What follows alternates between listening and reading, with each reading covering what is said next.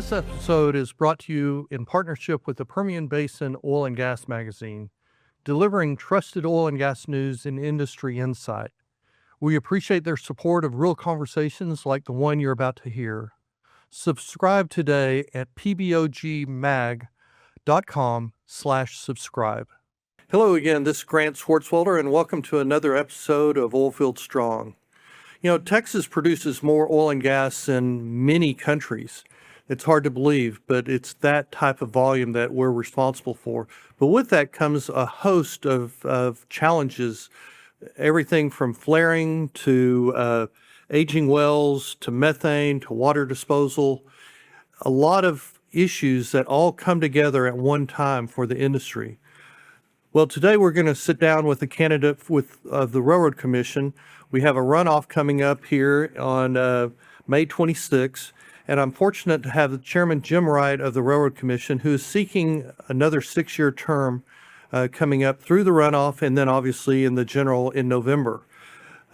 Jim Wright has had over 35 plus years in the oil and gas industry, direct experience in the industry, was elected 6 years ago and has been responsible for a great number of things there at the commission. I'm going to save what those are to let him discuss those. So with that, Chairman Wright, thank you for coming on, and I appreciate you spending some time with us.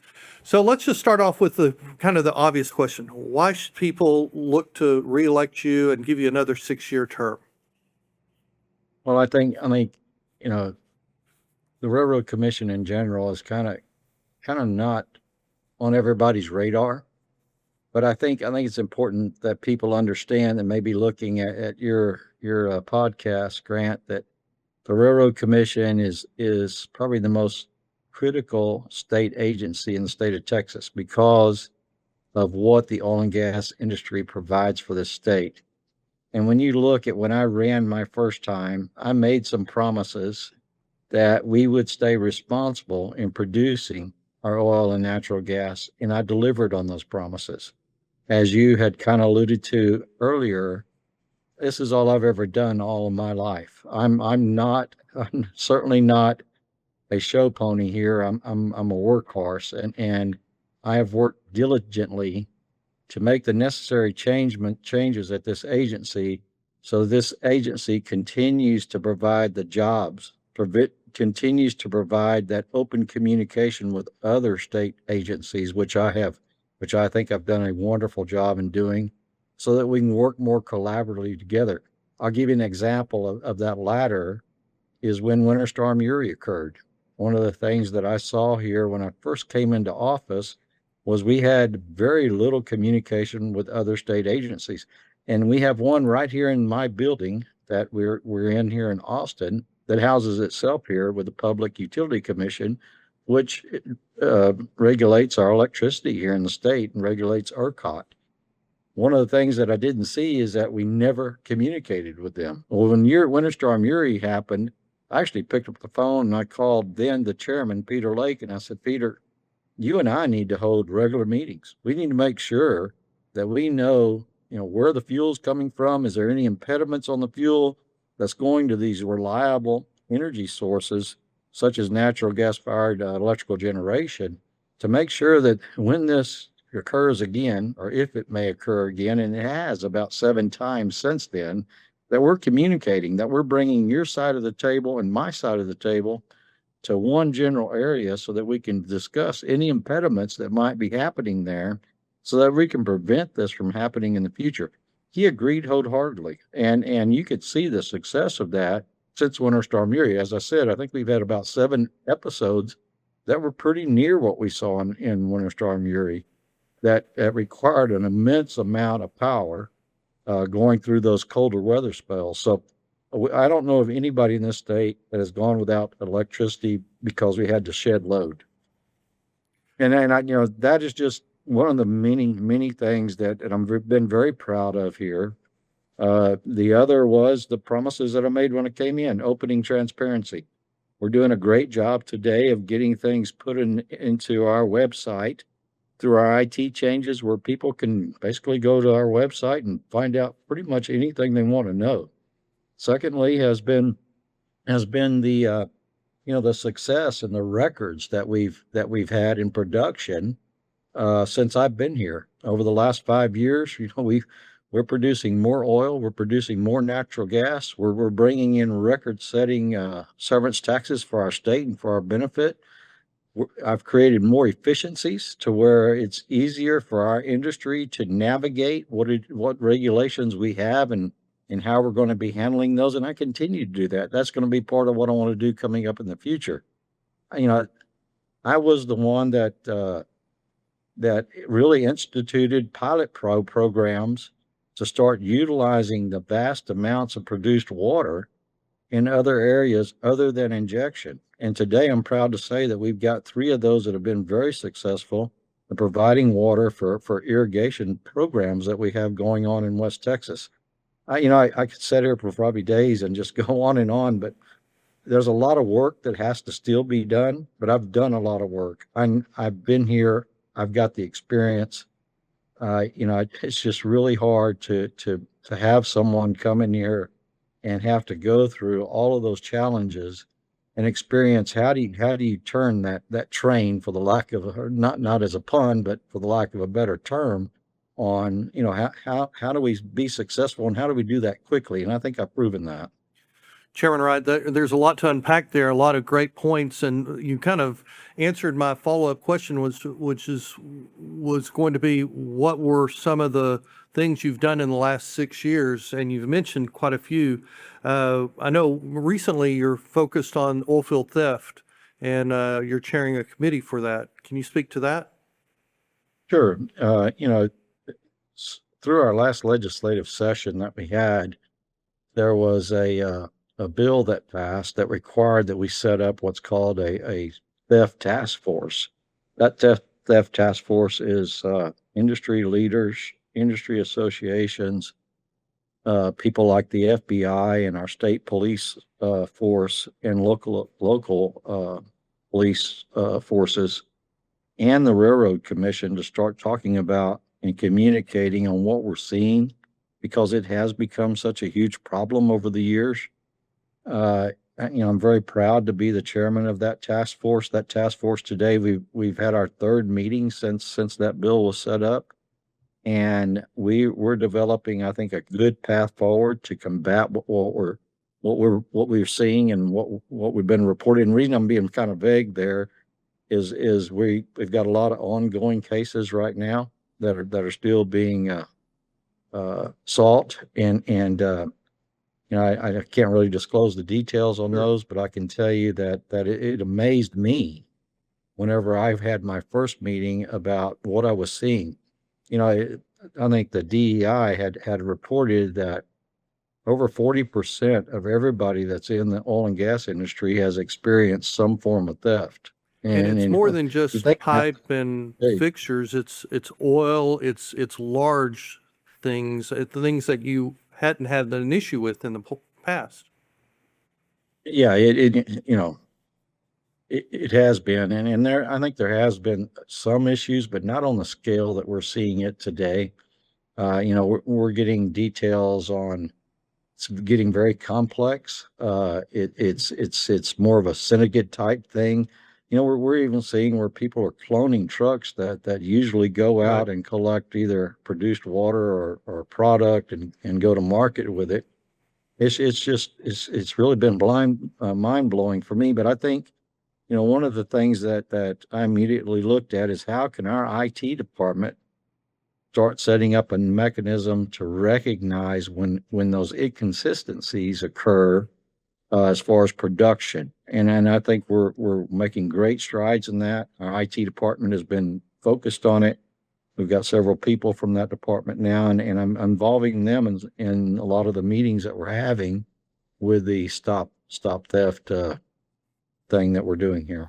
Well, talking about the IT, that was a topic that I definitely want to bring up, because there's so much data that you generate, so much information that operators provide, and there has been frustration about the systems and the different systems and being able to get that data. And obviously a lot of the systems that the Railroad Commission has are older, And so getting those upgraded, getting them integrated with TCEQ, how is that going? What are the steps forward in that area? Well, I think it's important, Grant, that people understand that this agency was started in 1891. That's a long time ago. Yep. And, you know, we have such an immense amount of data. And through the years, the way that data was stored and housed, it takes a long time to get all that pushed on to an IT system to where it's all transparent. I think we're making good strides in that. I remember talking to my IT guy about a year and a half ago. He said, Chairman, that we've got over 1 billion data points that we've got to connect in our new system. But I'm proud to report that now we have the Lone Star program. We have some other programs now that are really making it a lot easier.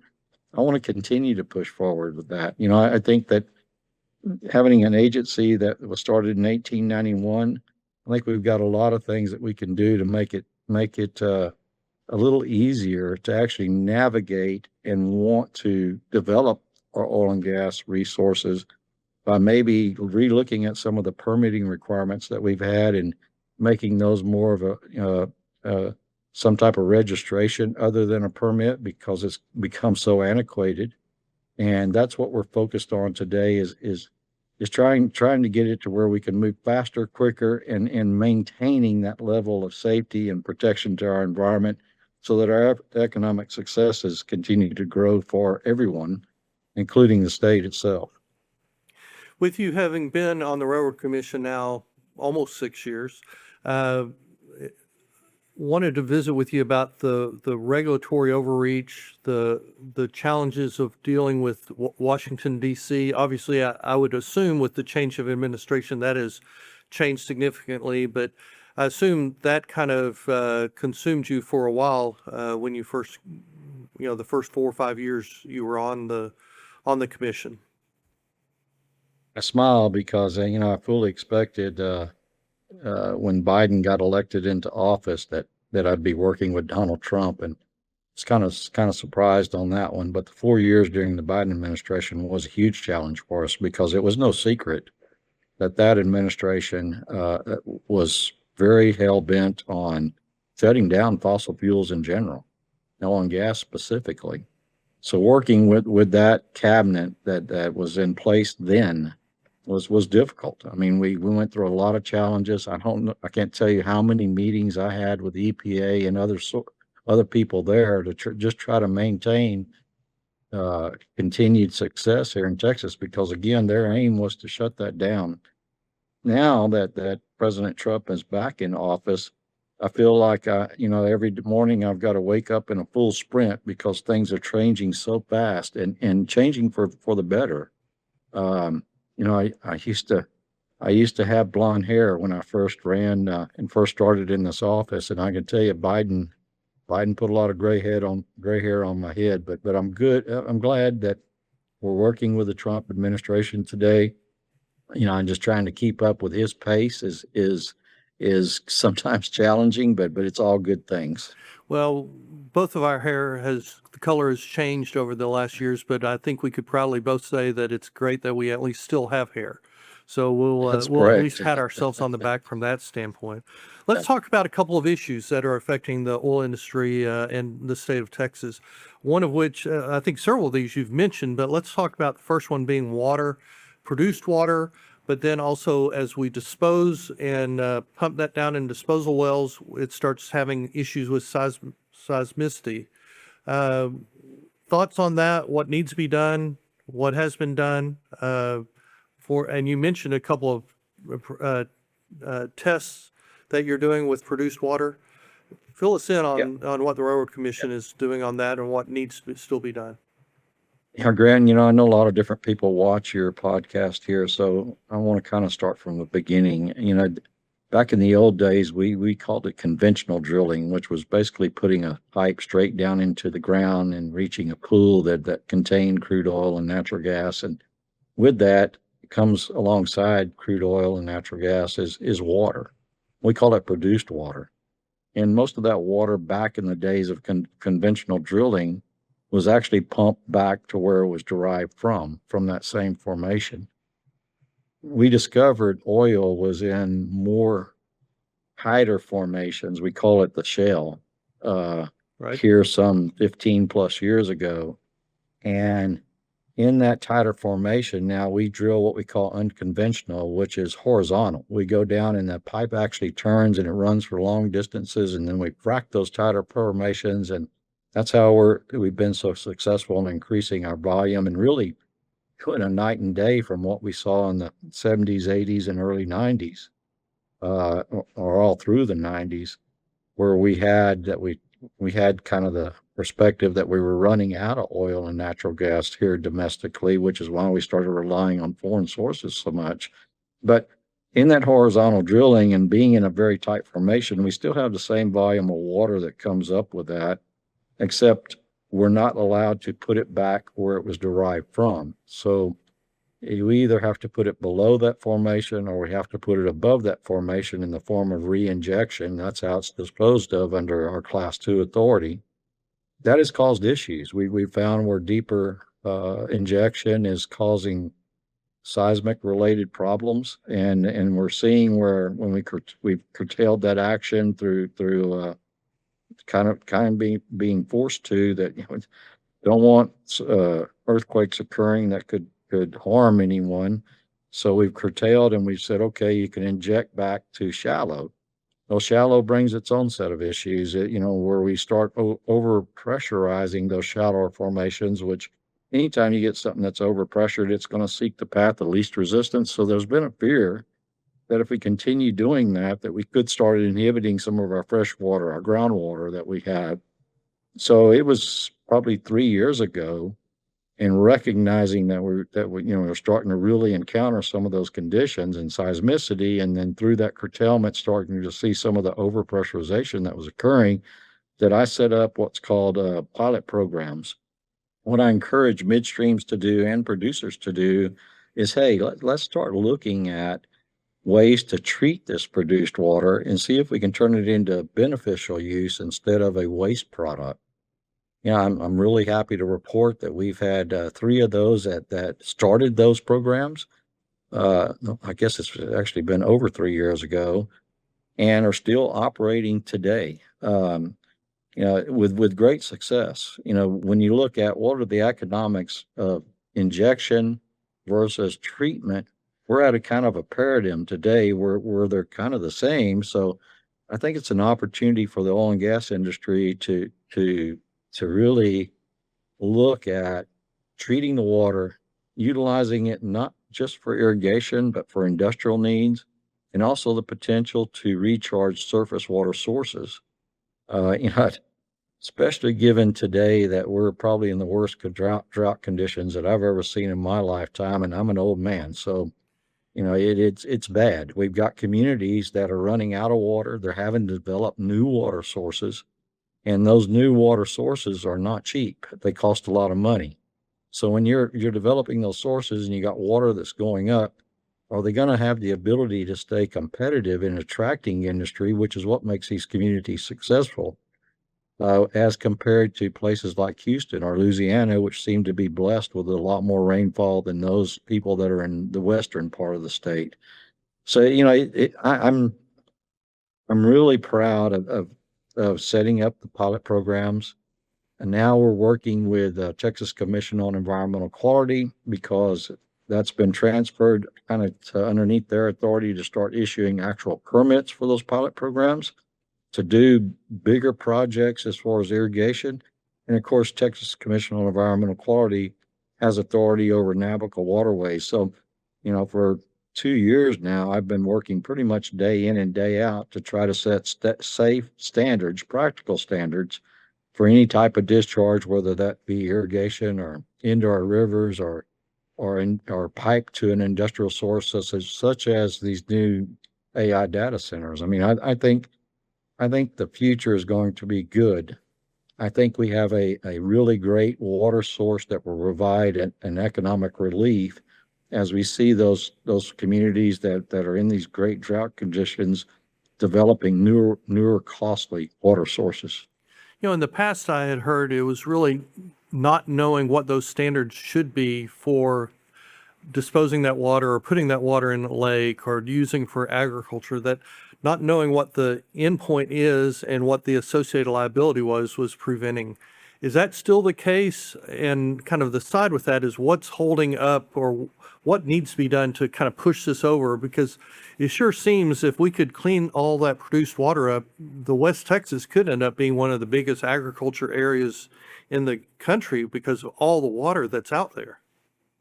Yeah, one of the things that I'm really glad to see, and I saw it happen our last legislative session, was a lot of our people down at the Capitol were really starting to pay closer attention to this, really, especially due to some of the efforts through Senator Perry.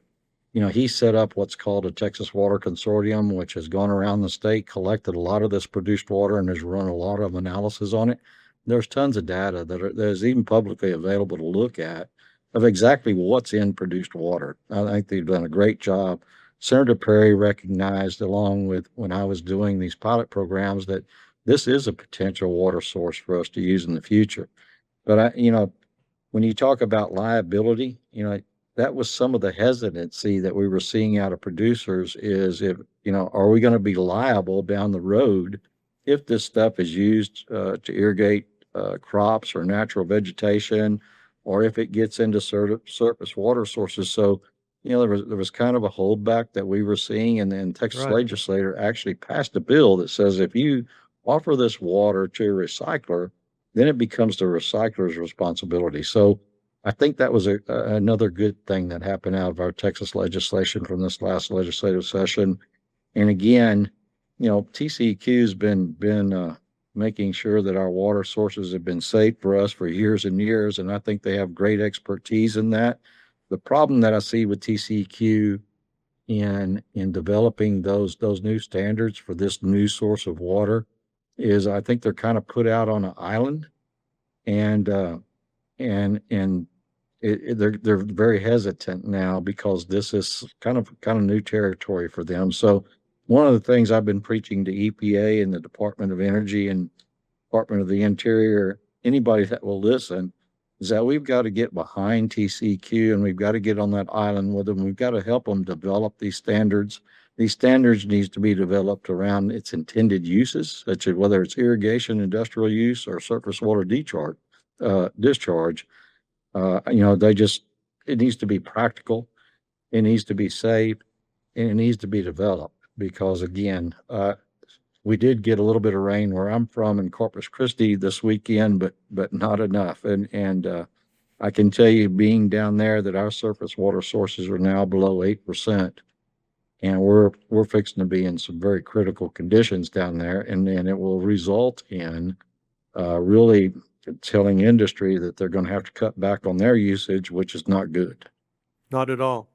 Well, let's move on to another topic, inactive wells, plugging of wells.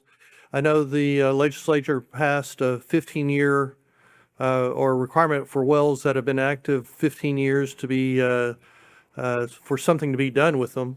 How does you look at all the wells, orphan wells, inactive wells, wells that need to be plugged? It's quite a few. What do you see needing to be done there, and what has the Railroad Commission done with that? Well, you're spot on, Grant. There was legislation that was passed. I want to say it was Senate Bill 1150, if I remember correctly, which mandated us to start working on rules that requires plans for our oil and gas industry that has wells for them to develop plans of how they're going to start plugging some of the wells, marginal wells and wells that just haven't been producing in a while. And there's a 15-year cap on that. The rules that we've been developing for it are really complicated because I will say one thing about the oil and gas industry. The technology changes so dramatically Really does. that I'm not sure that all wells that are older than 15 years need to be plugged. I think there's a lot of opportunities coming up and a lot of advances in technology where those wells can be re-entered and utilized without having to go through a ton of capital costs to develop, other uses for them. And I'm talking about things like geothermal. I'm talking about things like, we just talked about produced water. Well, when you treat that produced water throughout the state, I can see some of the municipalities in going into brackish water sources that could potentially use some of these older wells to discharge some of the stuff that some of the treatment waste that's coming out of those efforts. I mean, there's a lot of opportunities, I think, for the wells that we just got to make sure that we're aware of, and that as these rules develop, we're cognizant of those. The challenge with all I that look, is, yeah, sorry, Chairman, but the yeah, challenge, the longer these wells stay there inactive, then obviously the cement starts eroding the pipe. So it's a fine balance, it seems like, between letting it sit there for the potential of good things while also not generating a worse situation to try to plug it later on. How do you balance well, those? you're exactly right on that.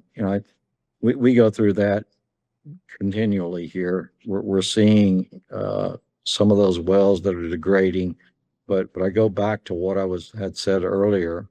You really wouldn't be seeing a lot of those issues that you're seeing today with that degradation if we remove those pressure sources from putting a pretty good strain on those old plugs or those old pipes. The So that's pressure sources associated with disposal of with water? right Okay. disposal of I just water. want to clarify that. If a pipe's just sitting in the ground and you're not in, there's no impediments on the pressure, then there's really not an issue. It's because of those pressure fluctuations that we're seeing a lot of this activity occur, and that's due to, again, we're putting water back in places that we didn't derive from. And I often tell people it's really tough for me. It's getting tough for me to try to stick 20 ounces in a 12-ounce glass. So I think if we really focus on looking at water reuse for our future, you'll start to see that a lot of that stuff will start to decline as far as these older plugs or these pipes that look like Swiss cheese. Third topic that I wanted to bring up is flaring. I think the amount of flaring has dropped significantly over the last 5-10 years, but any flaring though is probably not the best thing. I go back and forth as to whether that's a regulatory issue, an operator issue, or an infrastructure issue. So it kind of affects the Railroad Commission, but ultimately it's going to be in your hands and the TCQ's hands. So how do you Well, address? you just said it. It's kind of all three of the above. I laugh sometimes because I tell I tell people you can't be against flaring and against our infrastructure growth. I mean, it's just impossible to do that. So, It one does one seem of the like if big they would just things, add more pipe to allow that gas to come out down to the Gulf Coast or wherever, then that's a huge potential solution. one of the things that I worked on early on when I first got here, was to tell our industry that, look, guys, I'm going to be very hesitant to allow any flaring permits unless you can sit here and tell me when a pipe's going to be hooked up to you to take this stuff into market. And I think they got the message on that. In fact, I know they got the message because when I got here, flaring was a lot higher than it is today. Today, we're less than 1% on total volume, and our total volume has grown by 7, 8 times where it was when I came in. So I think getting that message, they've done a good job in doing that. But again, infrastructure is always going to be an issue as long as Texas is growing the way it is. And I have never seen a state. In fact, I don't think there is a state in this nation that has experienced the growth we've seen in the last 6 to 10 years here in Texas. So, I call all those things growing pains, but all we can do is move forward and continue to do what my efforts have been, which is to promote infrastructure growth and promote that we utilize the things God has blessed us with. Natural gas and oil is one of the biggest things we have here in Texas, and we don't want to waste it. We want to make sure we're getting to markets with it. And then, that kind of goes back to some of these older wells. There's a lot of new technology out there, and I want to make sure that we're not plugging a well that we could have gone and got the rest of those reserves out of because to me, that would be wasting something that's very precious and that God has provided Texas with. Well, once you plug that well, the chance of drilling another well for that small amount of production or whatever application, the economics Goes away. change That's right. significantly. Yeah, it goes away. That's right. So it's last issue that I wanted to bring up is pit rules. That's kind of getting in the weeds from an industry standpoint, but a lot of conversation going on about the changes that the rules for pits and plug or covering them up, measuring, identification. I think you were very involved with all of that. Can you give an update on that? Yeah, that's one of the biggest promises I made when I came in. I worked within the industry. I'm seeing it myself. We have a lot of concerns on, what does the oil and gas industry's footprint look like when it comes to the waste that we generate? And a lot of those are pits.